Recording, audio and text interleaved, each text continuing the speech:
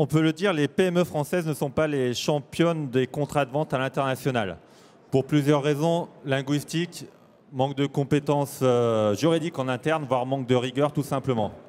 Un contrat mal ficelé peut engendrer de mauvaises surprises et mettre en péril la relation commerciale, surtout dans un contexte international, et engendrer même des risques pour l'entreprise en cas de poursuite, notamment devant les tribunaux internationaux. Heureusement, un nouveau contrat est sur le point de faire son apparition. Il s'agit de nouveaux contrats modèles de vente internationale de l'ICC et qui est un contrat qui devrait simplifier la vie des entreprises. Pour en parler, donc, j'ai le plaisir d'avoir sur ce plateau donc, 3 personnes qui ont participé à la rédaction de ce nouveau contrat.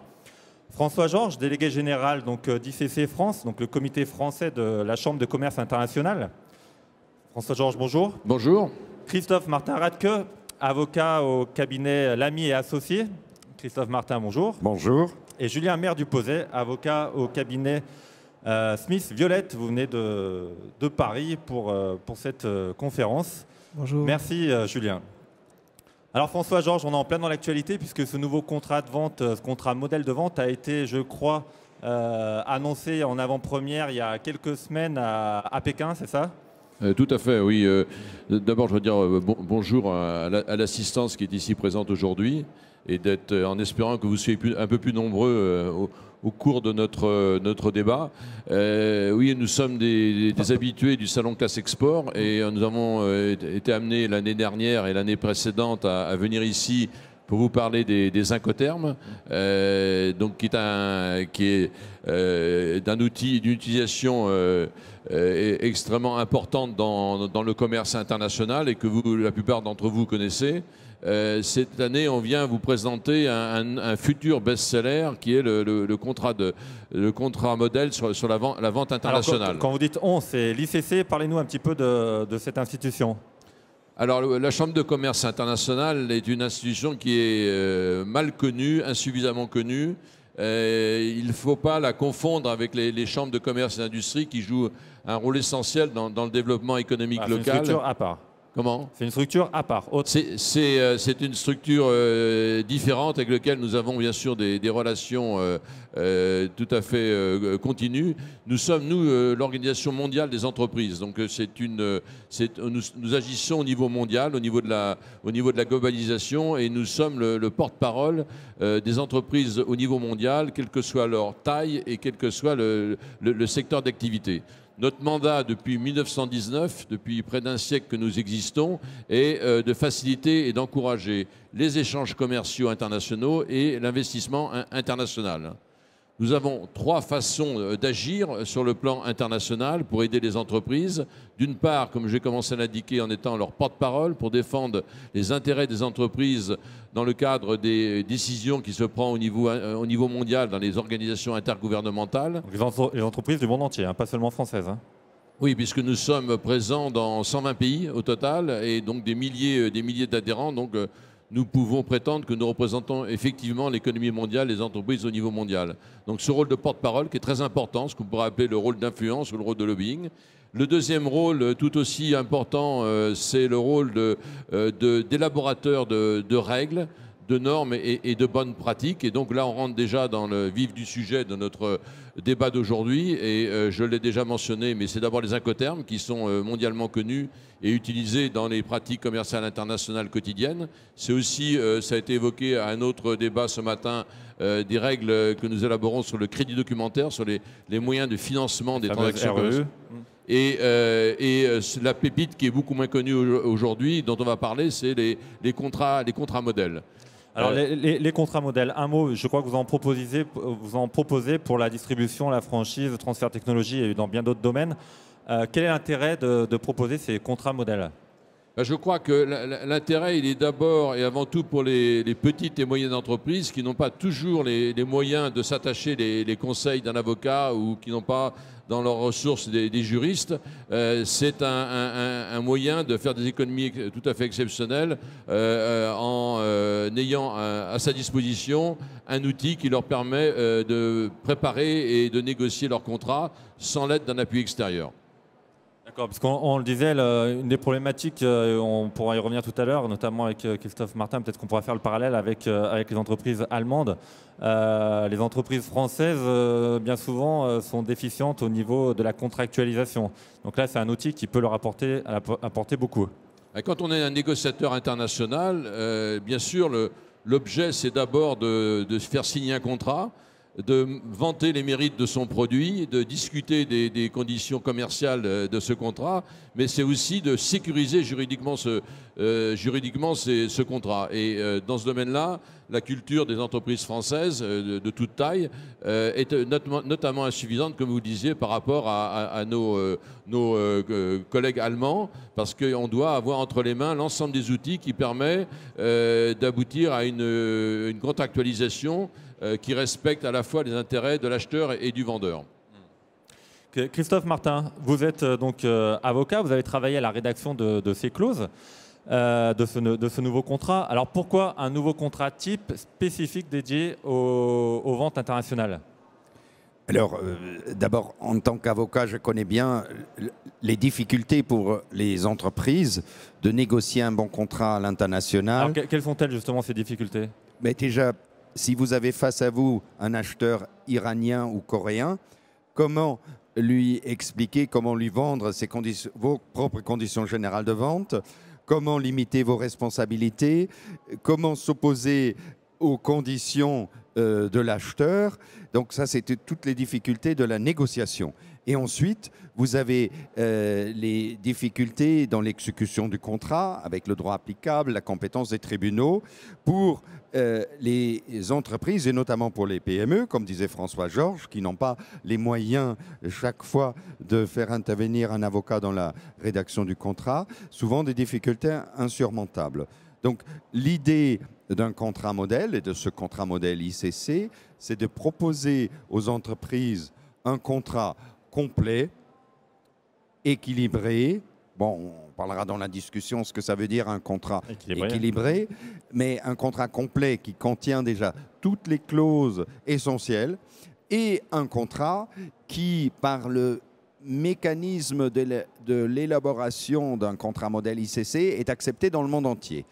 Et finalement, le contrat est basé sur la Convention de Vienne, la Convention des Nations Unies sur la vente internationale, et permet, et ça c'est un message souvent inconnu, mais connu pour les exportateurs français, qui permet de sortir du droit français. Parce que s'il est bien d'exporter des produits made in France, le droit français n'est pas le droit applicable dans la majeure partie un article à exporter, parce que le droit français est notoirement défavorable aux vendeurs. Donc les entreprises qui exportent ont tout intérêt à choisir une autre solution, et le contrat modèle est basé sur la Convention de Vienne, et ce qui est une bien meilleure solution par rapport au droit français. La Convention de Vienne, c'est 80 pays, c'est ça à peu près? La Convention de Vienne est applicable, est en vigueur dans à peu près 80 pays, ce qui représente, elle régit à peu près 80% du commerce mondial. Ce qui donne une véritable valeur à ce contrat. Alors, ce contrat, qu'est-ce qu'on y retrouve? Qu'est-ce qu'il y a de nouveau, en fait? Je crois que la précédente version datait de 98, c'est ça? Alors, bien sûr, un contrat de vente est quelque chose d'assez classique, et le nouveau, l'édition 2012, garde donc la structure classique d'un contrat de vente avec la repartition entre les obligations du vendeur et les droits de l'acheteur, basée sur la Convention de Vienne, d'une manière très équilibrée, qui permet à l'entreprise de maîtriser et de prévoir les solutions, puisque le contrat modèle permet de limiter la responsabilité en cas de retard de livraison, de limiter la responsabilité en cas de non-conformité. Tout ça, c'est assez classique, mais c'est prévu dans le contrat, alors que dans la réalité, les entreprises l'oublient souvent. Maintenant, par rapport aux ce qui est nouveau par rapport au modèle 98, c'est toute l'évolution du commerce international. Il y a les nouvelles règles Incoterm 2010, puisque le contrat pour les obligations concernant la livraison de la marchandise fait naturellement référence aux Incoterms, les Incoterms 2010, avec un avantage et une explication très détaillée. Les notes conseils des Incoterms sont repris. Ce point est très important, puisque souvent, on le sait, les entreprises font du commerce et dans leur contrat, elles indiquent un petit peu des Incoterms qui ne correspondent pas à la réalité. Par exemple, un FOB maritime dans l'aérien, on en voit encore, ce qui fait sursauter aussi bien des banquiers que des transporteurs. Mais c'est la réalité du terrain. Donc là, véritablement, on fait référence une fois pour toutes à ces nouveaux Incoterms version 2010 et on a un cadre bien établi.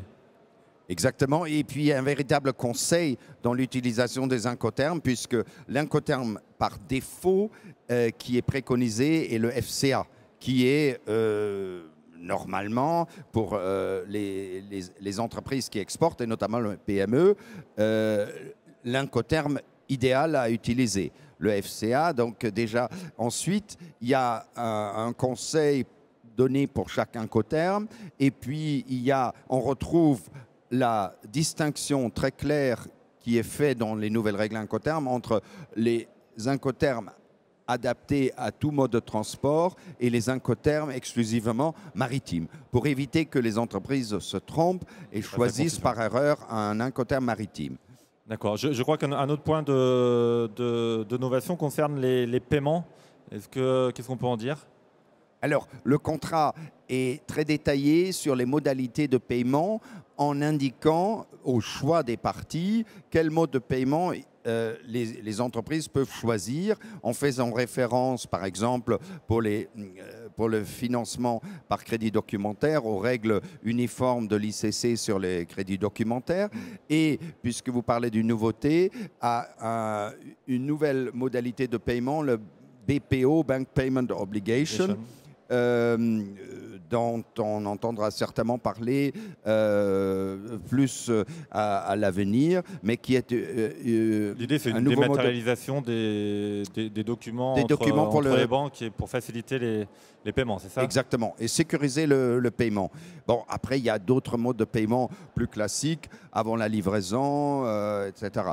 Donc, ce qui est important, c'est au choix des entreprises, et chaque fois, il y a une explication fournie, puisque le contrat modèle n'est pas uniquement la trame d'un contrat, mais il existe également avec une introduction très détaillée et des conditions générales qui expliquent les différentes clauses.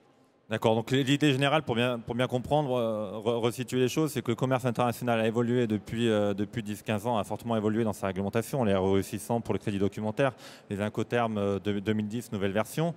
Et donc ce contrat prend en compte, inclut ces nouveaux éléments directement, on les retrouve dans le noir sur blanc. Il y a, vous avez tout à fait raison, mais il y a encore une autre évolution dont le contrat modèle tient compte, qui n'est pas réglementaire, qui n'est pas juridique, mais qui est technique ou technologique, puisque le contrat sera présenté non pas uniquement dans une version papier, mais dans une version numérique, intelligente, on peut dire, puisqu'elle est réellement interactive, puisque dans un contrat modèle, les parties peuvent cocher différentes possibilités. La version numérique en fonction des réponses données, indiquera si c'est le bon choix ou le mauvais choix qui a été fait. Alors, Julien Maire-Duposay, vous avez particulièrement planché sur cet aspect digital, numérisé du contrat. Alors, expliquez-nous un petit peu comment ça va fonctionner. Alors, en fait, donc le contrat modèle sera effectivement disponible en version numérique. Pour reprendre ce que disait Christophe, le contrat se divise en deux parties, enfin en trois avec l'introduction, mais les conditions particulières qui doivent être remplies par les parties. Donc, en fait, c'est ça qui sera disponible sur Internet, via un site Internet, donc disponible partout dans le monde, du moment qu'on a une connexion Internet, avec n'importe quel navigateur, Internet Explorer, Google Chrome, Opera, enfin vraiment, il a été testé avec beaucoup de navigateurs et ça fonctionne très bien. très simple d'utilisation. Donc les parties se connecteront, enfin la partie rédactrice se connectera au site internet, remplira les cases des conditions particulières et une fois toutes les cases remplies, pourra soit imprimer le document en version papier et le faire signer à son partenaire, soit l'imprimer en version PDF et le faire valider à distance, ce qui évite ainsi l'envoi la perte de temps dans la signature des contrats qui aujourd'hui est une réelle problématique. Christophe Martin l'évoquait tout à l'heure, la question des incompatibilités, on en parlait aussi, l'histoire du FOM maritime en aérien, bon, même si c'est un peu le cas extrême. Est-ce que ces incompatibilités pourront être détectées lorsqu'on saisit et lorsque le directeur export coche ces cases? Oui, alors c'est la grande avancée de cette version électronique. Si les parties choisissent en remplissant les conditions particulières, choisissent des clauses qui sont contradictoires, elles seront tout de suite prévenues. Attention, ne signez pas le contrat comme ça va créer des problèmes. Donc ça va éviter aux parties de faire des contrats incohérents qui souvent créent des difficultés. Le dernier exemple que j'ai rencontré, un contrat de vente international qui prévoyait un incoterm sans obligation d'assurance et qui obligeait le vendeur à présenter à la livraison une attestation d'assurance. L'acheteur mécontent de la vente a refusé la livraison en disant bah non, vous ne m'avez pas présenté l'attestation d'assurance, donc je refuse la vente. Et vous pouvez imaginer que ça a créé de nombreuses difficultés qui auraient pu être évitées avec un contrat en bonne et due forme. La relation commerciale en prend un coup là, dans ces cas. Exactement. Je voudrais revenir sur une notion tout à l'heure. On a parlé de contrat équilibré. Expliquez-nous un petit peu ce que ça veut dire. Oui, alors comme disait François tout à l'heure, l'ICC représente tous les opérateurs du commerce international. C'est vraiment important à prendre en compte. Certains contrats modèles sont présentés par des syndicats de fournisseurs, des associations, des organisations qui représentent l'une ou l'autre des parties. Donc on a souvent des contrats qui sont très orientés. Or là, l'ICC représente donc tous les opérateurs, acheteurs, vendeurs, distributeurs. Et donc ce contrat est acceptable pour les deux parties. On a vraiment essayé dans le groupe de travail de faire un contrat équilibré qui permet aux deux parties de s'y retrouver. Donc c'est vraiment important à prendre en compte. Bien évidemment, les parties restent libres de modifier dans les conditions particulières les éléments essentiels du contrat, mais le contrat en lui-même est très équilibré. On peut parler de contrat de consensus, François-Georges, c'est ça ? De consensus dans le sens qu'il est, comme disait Julien Merdu-Posay, qu'il est équilibré et que c'est ce qui est acceptable par les deux parties. Oui, je pense que Julien a parlé des contrats modèles qui pouvaient exister dans d'autres domaines et qui étaient plutôt à défendre certains secteurs d'activité, donc une partie plutôt qu'une autre. Dans la notion d'équilibre, il faut aussi ajouter le fait que, et là je m'adresse aux PME, elles sont souvent à devoir contractualiser avec des donneurs d'ordre extrêmement importants qui ont tendance à imposer leurs conditions contractuelles et elles ont la solution de dire nous on préfère se référer à un contrat équilibré comme le contrat modèle de la Chambre de commerce internationale parce qu'on sait que nos intérêts seront respectés et que l'équilibre du partage des risques sera respecté par rapport à des gros donneurs d'ordre. Donc c'est un élément supplémentaire dans l'aspect contrat équilibré.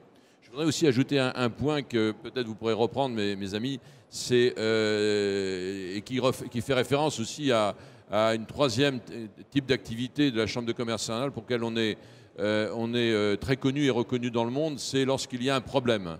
Ces contrats, évidemment, sont faits pour éviter les problèmes par l'équilibre qu'il y a entre les intérêts des deux parties, mais ça ne veut pas dire qu'il ne peut pas y avoir un problème commercial, d'exécution du contrat qui n'a rien à voir avec les conditions juridiques qui peut se poser. Et là, nous en venons au troisième rôle majeur de la Chambre de commerce internationale, c'est le problème de la résolution des litiges.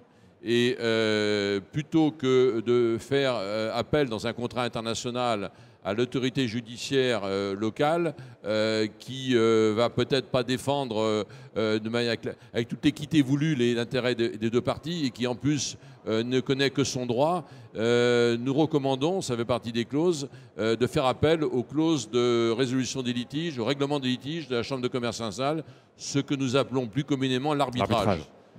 Sachant que l'arbitrage n'est pas le seul mode de résolution alternative des litiges que propose la Chambre de commerce internationale. Elle est moins connue pour cela, mais nous encourageons tout d'abord de passer par la médiation, parce que quand on a un litige avec l'autre partie, il est important de ne pas aller au clash et il est important de préserver la qualité de la relation commerciale pour l'avenir lorsque ce sont des contrats répétitifs. Donc la médiation, qui est moins brutale que la sentence arbitrale, est une autre forme de résolution de litige qu'il faut prendre en considération et qui est acceptée partout dans le monde et qui est bien préférable pour défendre l'intérêt des différentes parties que de faire appel aux autorités judiciaires locales. Un tribunal compétent de droit chinois en Chine, ça peut être un peu compliqué d'obtenir gain de cause. Je ne citerai pas de pays. Ou d'autres pays, oui. Il est certain que dans certains pays de la planète, effectivement, quand on est exportateur français, c'est sans doute plus compliqué si on doit traiter son litige devant un tribunal local que si on fait appel à l'arbitrage, aux règles d'arbitrage de la Chambre de commerce internationale. Alors, dans ces différents comités, donc dans une centaine de pays, c'est ça, qui ont planché sur ce nouveau contrat. Donc, il y a eu aussi bien, il y a toutes les parties prenantes. Moi, je voudrais savoir qu'est-ce que, par exemple, les transporteurs pensent de eux. Ils sont en contact avec les entreprises tous les jours, ne serait-ce que voilà, pour la gestion de leurs marchandises et puis aussi pour des questions de traitement de flux documentaires. Qu'est-ce qu'ils en pensent de ce nouveau contrat ? Alors, dans la rédaction du contrat, vous avez tout à fait raison de le souligner. Donc, il y a d'une part les comités nationaux qui sont intervenus, qui ont fait leurs commentaires avec la pratique, tout ça, mais aussi des organisations de transporteurs, des organisations bancaires, et qui nous ont donné leur retour d'expérience sur les contrats de vente qu'ils ont pu voir sur les 20 dernières années. Donc, on a pris en compte tous ces commentaires pour essayer de les intégrer dans ce nouveau contrat. Et de manière globale, ce qui ressort, c'est que ces organismes qui ont senti que l'ICC a voulu prendre en compte ce qu'ils pensaient sont très favorables à ce genre d'exercice. Et on a eu beaucoup de très bons retours de la part de ces différents organismes, syndicats de transporteurs ou bancaires, sur les obligations de paiement. Les banquiers aussi sont peut-être contents, puisque aussi ils voient passer des crédocs pas forcément bien remplis, des pro-forma pour obtenir des financements. Et voilà, donc là, c'est... Non, ça c'est sûr, quand ils doivent mettre en place des crédits documentaires, des moyens de paiement, et qu'ils voient des contrats qui ne sont pas du tout bien ficelés, ça leur fait souvent très peur. Alors que là, avec un contrat, si je peux me permettre, béton, ils seront beaucoup plus rassurés et ça va permettre aux PME d'obtenir des financements beaucoup plus facilement. C'est ça aussi qui est intéressant de prendre en compte, c'est vraiment l'apport de ce genre d'outils pour les PME. Bien sûr, une sécurité juridique accrue, mais également de permettre une meilleure image vis-à-vis des financeurs. Après, il ne faut pas être naïf aussi. On a un bel outil qui va se mettre en place, qui devrait faciliter la vie des entreprises. Maintenant, l'entreprise qui négocie avec son client, voilà, à elle de bien négocier aussi et de bien choisir les termes du contrat et de se mettre d'accord sur les éléments de négociation, marchandises, valeurs, prix, etc. Et il faut être réaliste. Un contrat taille unique ne peut pas convenir à toutes les situations. Et donc, le modèle est fait pour une situation assez basique, la vente des produits manufacturés.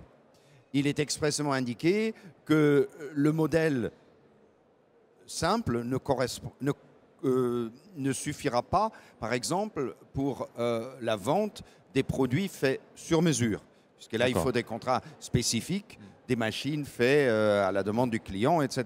De même qu'on ne parle pas de service. On ne parle pas, pour les mêmes raisons, des services, puisque pour les services, il faut des contrats spécifiques, détaillés, adaptés à la situation. Donc le modèle est vraiment fait pour une situation de base. Et ensuite, bien sûr, les entreprises ont toute liberté, c'est bien expliqué dans l'introduction et les conditions générales, d'adapter ce modèle équilibré à leur situation. Parce qu'il est évident que équilibré ne va pas toujours correspondre à une situation donnée. Donc il faut bien tenir compte de cela. Christophe, il faut ajouter une autre limite. Vous avez précisé que c'était des contrats qui étaient pour des ventes de marchandises ou de produits manufacturés. Il faut aussi préciser que ce sont des contrats entre professionnels, ce qu'on appelle plus communément le B2B, et qu'il ne s'agit pas évidemment de contrats de vente avec des consommateurs finaux. Exactement, parce que dans le domaine de la vente entre entreprises, il existe une grande liberté, l'autonomie des parties de déterminer le contenu du contrat.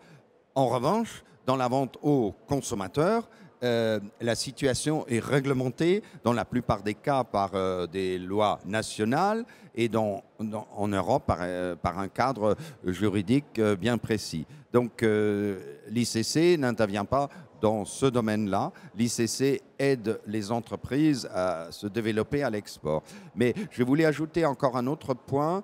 Quand on parle de la participation des comités et groupes nationaux dans 140 pays, cette participation assure que le résultat, donc le contrat modèle, soit accepté dans le monde entier. Et ça, c'est un énorme avantage puisque ce modèle, donc détaché d'un droit national qui est basé sur une convention internationale avec la participation des comités nationaux, sera donc aussi bien acceptable à un acheteur iranien, coréen, mexicain. Et donc, c'est ça tout l'intérêt de ce modèle ICC. Pour compléter ce que vous venez de dire à l'instant, Christophe, je rajouterais qu'un élément clé pour utiliser ces contrats modèles, c'est qu'il apporte ce que j'appellerais la confiance. Quand on négocie avec des partenaires qui sont dans des pays éloignés géographiquement ou différents culturellement, la confiance n'est pas automatique. Et le fait de pouvoir se référer à un contrat modèle accepté partout dans le monde, avec l'image de marque et le label de qualité de la Chambre de commerce internationale. On parle le même langage. Voilà, et on peut y aller donc en toute confiance et en toute sécurité, sans avoir à se méfier de la partie adverse. Je crois que c'est important parce que dans le business international, on n'est pas tous fait pareil, et donc il faut de la confiance pour pouvoir faire des affaires dans de bonnes conditions. Alors ce contrat, en quelle langue ? Alors ça, vous avez raison, Sylvain, de poser la question. Il est évident qu'au niveau du comité français, nous avons normalement la culture internationale fait que c'est l'anglais qui préside, et le contrat tel qu'il vient d'être adopté au niveau mondial à Pékin, comme vous l'avez indiqué il y a quelques semaines, est en anglais. Nous sommes en train actuellement de terminer la traduction en français de ce contrat modèle. Et donc, pour la facilitation des entreprises françaises, et surtout des petites et des moyennes, le produit que nous allons livrer sur le marché au début de l'année prochaine sera bilingue. Il sera dans les deux langues, anglais et français, de manière à ce que si vous avez devant vous quelqu'un qui vous propose le contrat en anglais, vous ayez la possibilité de négocier en anglais, mais avec la traduction française, et bien vérifier que vous n'êtes pas en train de vous faire accepter des choses qui ne vous conviendraient pas. Donc là, vous vous adaptez très clairement à ce qu'on a dit en préambule, c'est-à-dire à la difficulté des entreprises parfois à avoir du personnel qui maîtrise très bien la terminologie technique et notamment anglaise. Il y a à la fois la maîtrise juridique, qui n'est pas forcément le fait des commerciaux français, ce qui n'est pas le cas dans d'autres pays européens, et la maîtrise des langues.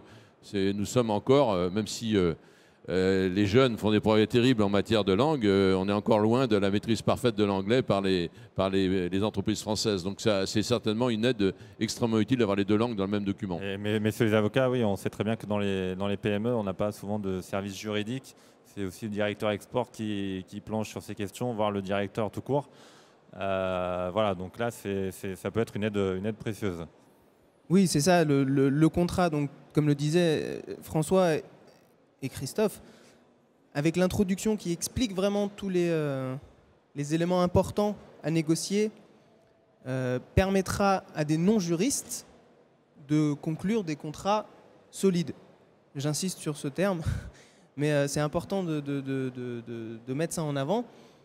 Et la version bilingue permettra à des entreprises françaises de conclure des contrats en anglais tout en les comprenant parfaitement, en étant sûr de ce qu'ils signent. C'est très important. Alors, ce contrat, il sera disponible à partir de quand et où le trouve-t-on? Et est-ce qu'il est gratuit ou s'il est payant, à quel prix? Oui, je ne voudrais pas laisser Julien laisser entendre que, en anglais on dirait free of charge, parce qu'il a parlé de l'accès par Internet à ce contrat modèle. Pour répondre d'abord à votre première question, il sera disponible au début de l'année prochaine, je pense entre janvier et février, donc sous les deux formes, une forme papier, une bonne forme papier classique, c'est absolument indispensable comme référentiel, et sous une forme électronique par un accès Internet. Ça, c'est le support. Alors, avec peut-être aussi la possibilité d'un CD-ROM, nous n'avons pas encore tout à fait décidé sur ce point-là. Mais effectivement, c'est un outil qui n'est pas gratuit, mais même s'il n'est pas gratuit, il n'est pas cher. Parce que si vous le comparez aux frais d'un juriste d'entreprise ou faire appel à un avocat, avec tout le respect que j'ai pour mes collègues en face, il est évident que le coût sera nettement moindre. Puisque, concrètement, ça va coûter quoi? Alors, je n'ai pas encore tout à fait fixé le prix de vente, mais c'est quelques dizaines d'euros. Ça va se situer entre 55 et 75 ou 80 euros. C'est tout à fait raisonnable. Pour pouvoir l'utiliser. Attention, je précise, ce document, dans sa version papier électronique, bénéficiera d'un copyright. Ça veut dire qu'on ne pourra pas le reproduire comme cela sans l'autorisation de la Chambre de commerce internationale, même si au niveau d'une entreprise, évidemment que les équipes qui travaillent sur les contrats pourront utiliser le même support. Mais il n'est pas question d'aller le diffuser à l'extérieur, il est protégé par un copyright. Alors, je voudrais ajouter que c'est extrêmement important en dehors de l'aspect commercialisation. Donc, l'interlocuteur, ça sera le Comité français de la Chambre de commerce internationale. L'abréviation, c'est ICC France. Et il faudra commencer à aller en janvier, février, aller sur notre site. En cliquant sur Internet, sur Google, ICC France, vous accéderez à notre site.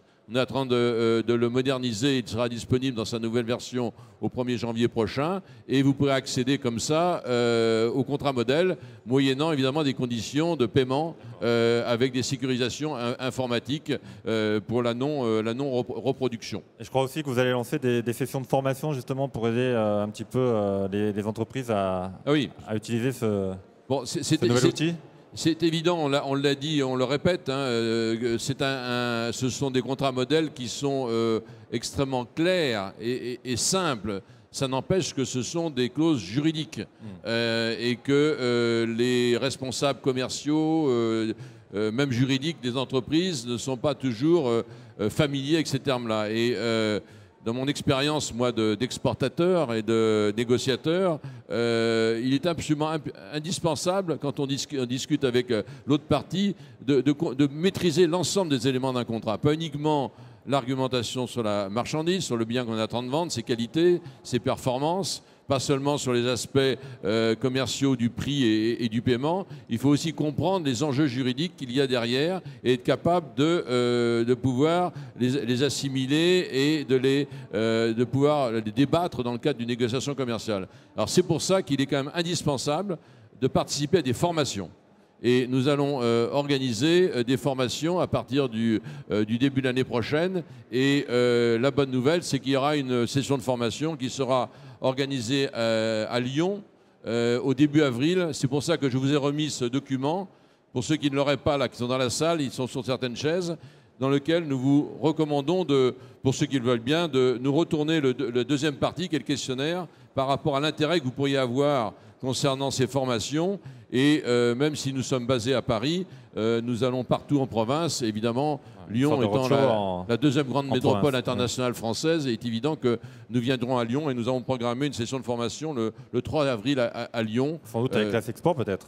comme on l'a fait sur les Incoterms. J'espère, nous revues. sommes partenaires depuis 2 ou 3 ans et j'espère qu'on va continuer. Et je suis très désireux d'un partenariat avec la Sexport pour nous aider à organiser ces sessions de formation. Enfin, il y a déjà une de programmée le 3 avril. Et évidemment, on est ouvert à toutes vos propositions. Merci pour ces précisions. Autre chose à rajouter pour conclure sur ce sujet? Simplement pour dire aux exportateurs français que c'est un outil extrêmement utile et précieux pour toutes les opérations de vente. Et les entreprises ont tout intérêt à s'intéresser à ce nouvel outil qui va rendre beaucoup plus facile la négociation d'un contrat et qui va rendre cette opération de vente internationale prévisible. Et ça, c'est ce qui est le plus précieux pour les entreprises. Alors le format Studio TV ne se prête pas au débat avec la salle, puisqu'on est très incorrect, on vous tourne le dos. Bien évidemment, à la fin de ce débat, nous sommes à votre disposition pour répondre à vos questions. Vous n'êtes pas très nombreux en plus, je le regrette, mais si vous voulez venir nous voir, nous retourner vos questionnaires, on est à votre disposition. Et je voudrais aussi, en élargissant un peu le sujet, j'ai amené quelques versions, il y en a qui sont là, du magazine que nous publions tous les trimestres, qui s'appelle Échanges internationaux. C'est le magazine du Comité français de la Chambre de commerce internationale. Et là-dedans, le dernier numéro qui a été édité il y a environ 10 jours, consacre son dossier spécial au service que la Chambre de commerce internationale peut rendre aux PME.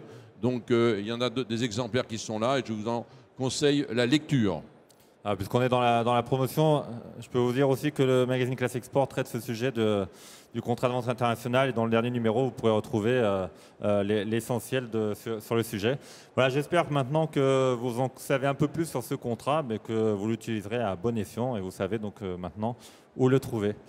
Merci à tous et à très bientôt. Merci à vous. Merci Sylvain. Merci.